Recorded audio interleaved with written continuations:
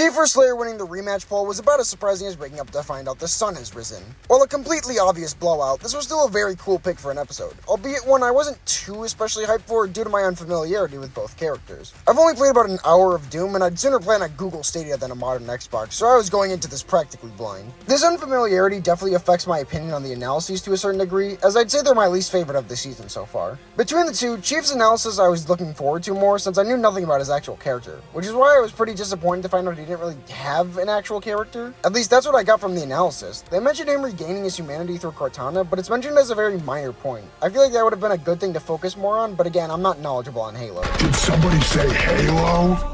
What the fuck? No. It also feels weird not to mention Cortana in the Arsenal section, and I feel that it would work better thematically to mention how he regained his humanity and then transition to how people didn't see him as one, similar to Slayer's analysis. On that note, Slayer's analysis I do prefer overall. It's about equally voiding character analysis, but I found his analysis to be a lot funnier, with the joke about Doom being a nuanced game being the highlight of both analyses for me. But we all know the real appeal to these analyses are the weapon breakdowns. With Chief's absurd amount of weapons and Slayer's ridiculous arsenal, going over all the weapons they have is just super fun, and I love the fast pacing they give to the sections.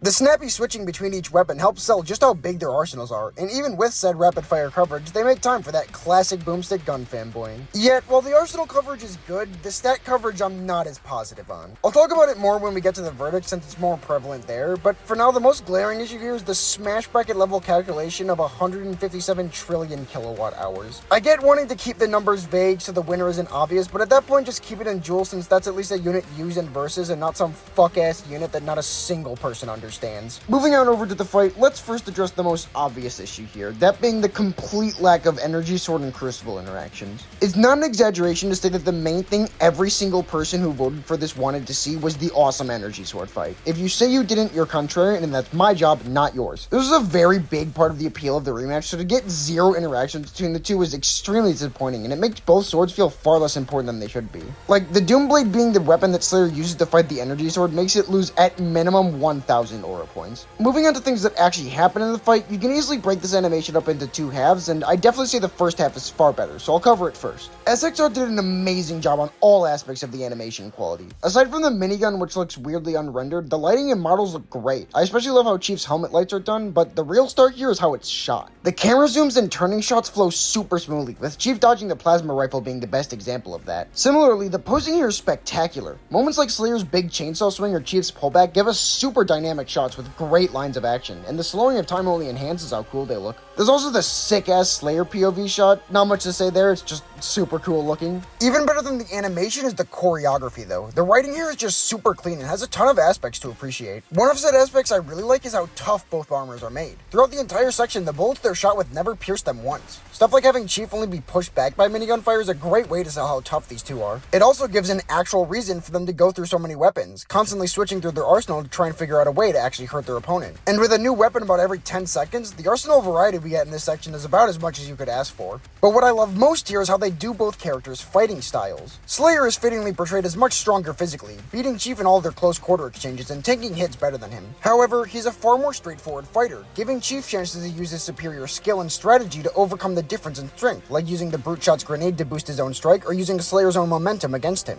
It makes for an extremely enjoyable dynamic that plays into both characters' strengths really well, and is the main reason I vastly prefer this section of the fight. Once they go to hell, I feel like a lot of the tighter choreography is lost for more hype moments in aura, as the kiddos say. The second half's choreography feels a lot more split up, lacking the finesse and fluidity that the first excelled in. While slowing the pace down to focus more on range isn't bad on paper, the issue then becomes that the range stuff isn't nearly as interesting or well choreographed to make up for how much less we're getting. It definitely isn't helped by the fact that every cool thing that happens in the second half is done by Slayer, cause Chief gets screwed over really hard here. Once they go to hell, Chief never gets an advantage or does something impactful again. Meanwhile, Slayer breaks his armor shield in one hit, completely shuts down his one strategy moment in the second half, and aura farmed on him so hard with the rocket that he froze up and didn't move for 40 minutes. Like, don't get me wrong, Slayer doing these things is really cool. Having him catch a rockety shot to throw it back at Chief is raw as shit. It's just that Chief doesn't get any moments of his own, which makes the second half feel extremely one-sided. Chief isn't the only one doing nothing though. Considering how much they hyped her up in the analyses and that she was Chief's only advantage, you'd think Twilight Sparkle would do something here, right?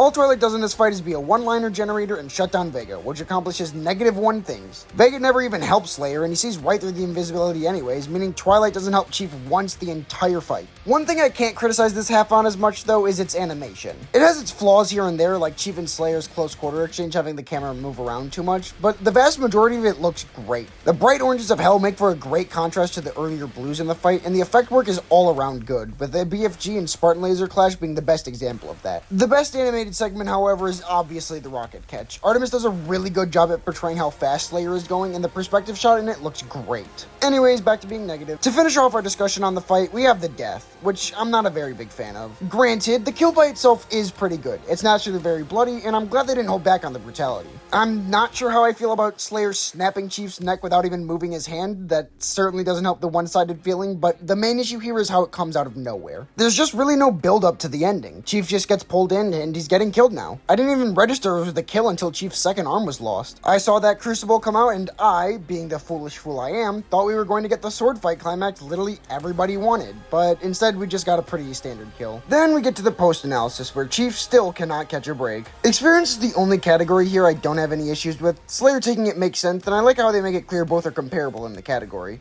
Everything else is pretty rough though. I really don't know why they decided to Golden Tree Chief in the Arsenal section. Slayer already beat his number 1,000-fold, so it feels really unneeded, especially after they already had him superior in physical stats. Speaking of which, I think them acting like Slayer taking stats was unexpected is absolutely hilarious, considering this rematch has been nothing but a Slayer shitstomp for years now. I also don't really get how they have Slayer faster when he was meteor timing while Chief was laser timing. It feels weird to focus on travel speed and take away one of the only advantages the community agreed Chief had. It definitely would have been a better category to give him than what he got, which just feels like a pity point considering they never explain how Cortana actually helps him here. While I don't disagree with or dislike the verdict, I think it's presented a little weirdly and should have been tweaked in a couple spots. As for the next time,